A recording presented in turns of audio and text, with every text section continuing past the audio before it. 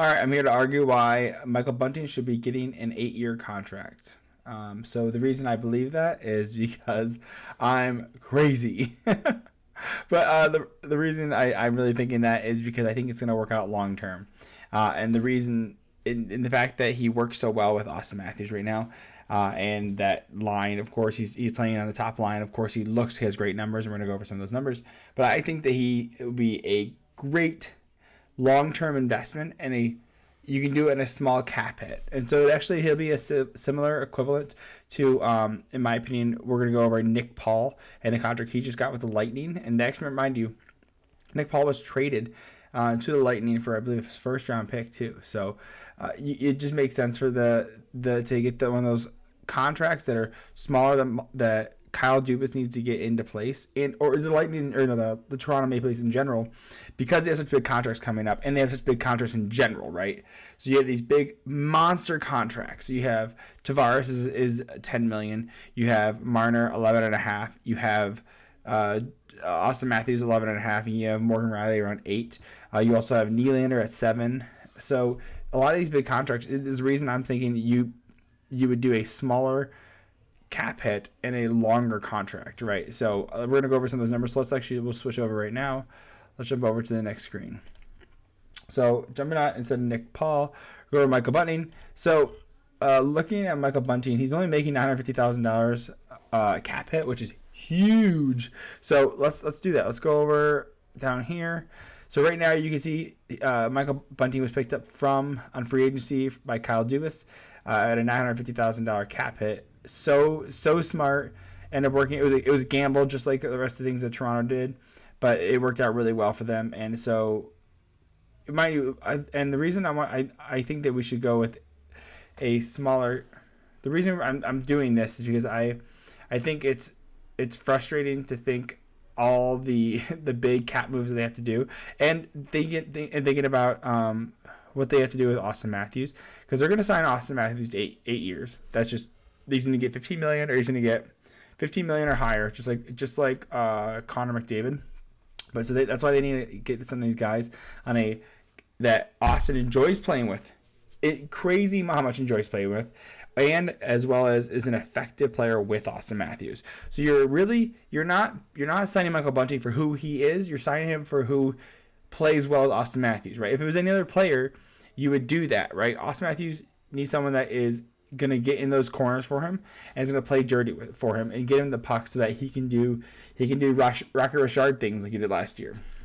So we jump over. Let's go over to his stats. So, and mind you, he hasn't had a lot of games. So this is where it is skewed because he doesn't have a lot of. He has a lot of points for not as many games. So he's only 143 point games, 106 points. So he's almost like a 0.7.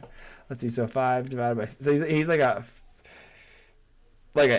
70 or 0.7 points per game. And of course, that's because he's being held up by Austin Matthews and those top line people as well. I mean, look at 2021, 2022, 20 right here. So we have 79 games played, 23 goals, 40 assists, 63 points. That's awesome. At a plus minus of 27. So that is huge. He's third in Calder, and he was on the all-rookie team first. By the way, oldest rookie ever, right? We always talk about Michael Bunting being 100 years old. And mind you, just to go real quick, he is only 27, right here, 27 years old, drafted in the 4th round by Arizona. Crazy, man. It's wild. So this is where I'm thinking, okay, so they need to pick him up and they need to pay him. So right now he's $950,000. So the current thought process is that he's going to get around $4 million. I think that would be fine. I think mind you, Michael Bunting is here to make a payday, right? So look, he's got $950,000 for 2 years. Other 3 years they signed. Look at this, $692,000. That's his ELC. Next year he's $715. Next year $773. So he's looking for that payday. And there's talks. I mean, look at this progression. I mean, he hasn't gone up much. I mean, he hasn't even hit $1 million yet. So that's why I think that he's going to end up going for higher. Okay, so look at this. He is accumulated as only 2.4, and he was drafted in 2014. He played 4 years in this league. So he just hasn't accumulated as much income as he would like, I would assume, because he is not played that much. So, but now he's playing and he's got a spot, we know that the Toronto likes him. He's a Scarborough person, so he's from Toronto, a suburb of Toronto, and they need to sign him long term because he works well with Austin Matthews. So my suggestion is, when I heard $4 million, I was like, oh, that makes sense. Maybe like 4 years, $5 million, right? Oh, sorry, 4 million. Yeah, $4 million for 5 years. Sorry, so it's about $20 million. That would take him till he's 32, which is still pretty young. But I don't think that's in a contract that he would go for. I actually don't think it's long enough for him. I think he wants like a 4x8. They want longer, right? But I think they're gonna pitch a 4x8. So this is my consolation. This is what I was thinking.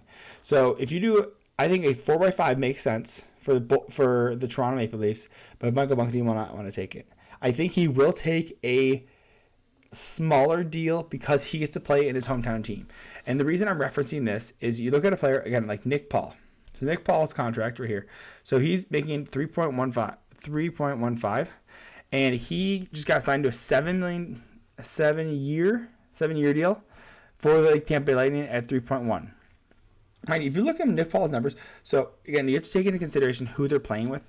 So you have Michael Bunting, who is playing with, jump over here, he's playing with Austin Matthews, 106 points, 143 games, great pace, right? Nick Paul, different role, but similar age, and similar age, also from Ontario, of course. So right here, you can see 102 points, less than Michael Bunting, in almost twice as many games, one game short of twice as many games. So again, you're looking at and look. So when you look at Nick Paul as well, he's not putting in up as many points as Michael Bunting. He has in many less games.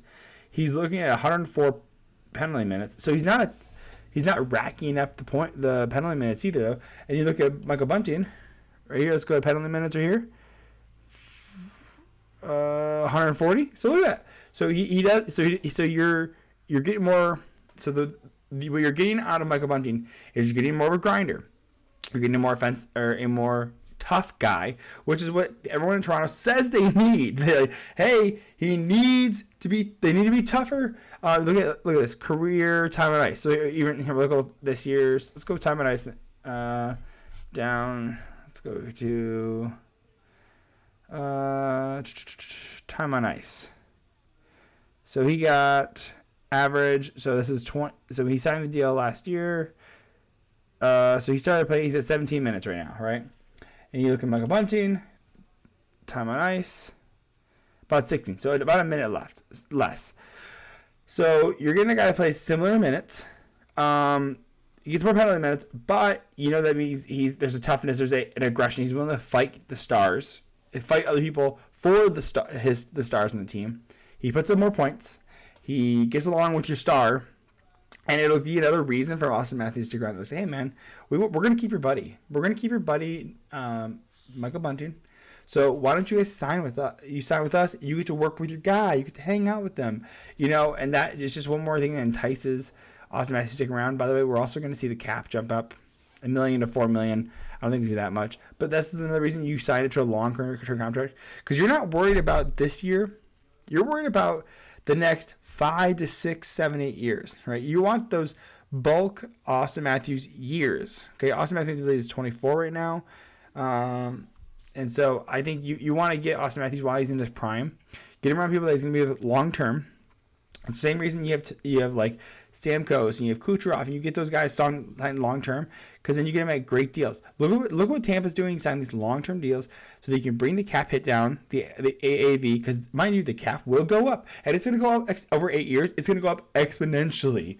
We're going to be saving that much money. So think about it this way: if the cap, so let's say he does do an $8 million, we'll make it easy numbers. Let's say $8 million, 3.5. So 8 times 3 is 24, and then an extra half is 28. Do you think over 8 years the cap can go up that much? Probably. I think people don't realize that if you're going up $3 million a year for the next 8 years, that's $24 million. That covers almost all of Michael Bunting's increases that you're going to have. So it just makes sense for me to sign him long term. Again, looking at a comparable contract, right? Again, a comparable contract is Nick Paul. So if you're thinking you can get him at four, people are telling you can get $4 million at, again, if you assume let's assume 5 years. So that puts him at 32. If you extend this to 8 years, so you have 4 million times 5 years is about 20 million overall, right? That he would be paid out. Let's say now 3 million times 8 years, 24. Well, he's gonna have to play longer, so he's gonna want more money. So you bring it up to 3.5, and mind you, the reason he's not getting 4 is you say, hey man, give us a haircut. We want to be good long term. So instead of going 4 million over 8 years, which would be 32 million, you say, hey man, give us 3.6, 3.7, give us something back, right? You get your long-term deal, and you give him between 32 million and 28 million. Call it 30 million easy. You give him 30 million. That is, if you look at the Nick Paul deal, that would be again, you're getting a better player too, right? So let's say 28 million, 30 million, somewhere around there. That makes sense. It's 8 years, right? If you want to go 7 years, you can play with numbers, but I believe Michael Bunting takes write it down. I'm going to put it across 3.6 million. No. 3.65, 365. 3.65 million for 8 years. And if he gets 7 years, I think he gets 3.8. Let's call it, right? So I'm putting it out there. I think he's going to get 3.65. He's going to take a little bit of a discount. On the open market, I could see him getting 4. Honestly, easily getting 4, probably maybe even 4.5. No, 4.5. 4 seems right. So take a discount to stay in Scarborough, stay in the area, right? Play for the team you grew up with, and you get to play with Austin Matthews for 8 years. Makes sense. July 1st comes around this up and coming year in 2023. They're going to sign off. They're going to try and sign Austin Matthews. They're better. If they don't get a July 1st, that is questionable, and he's probably going to Arizona then. But anyways, I think they should sign Michael Bunting to an 8-year contract. Call me crazy. Let me know. I don't think I'm crazy. I think it just makes sense. I think that we should be doing longer term deals like this all the time because it's going to make sense for the teams long term, right? We've seen Dubas get out of contracts. He got rid of the Mrazek contract and only moved down a couple spots in the draft, right? So again, it just makes sense to me. So come on, tell me in the comments. Tell me I'm wrong. I don't think I am. I genuinely don't think I am. I genuinely think that he is worth the money. It makes sense for the team to sign him long term, and he'll take a little bit of discount. So again, we're going $3.65 million for 8 years. So anyways, tell me I'm wrong. Love you, and catch up with you soon. Bye.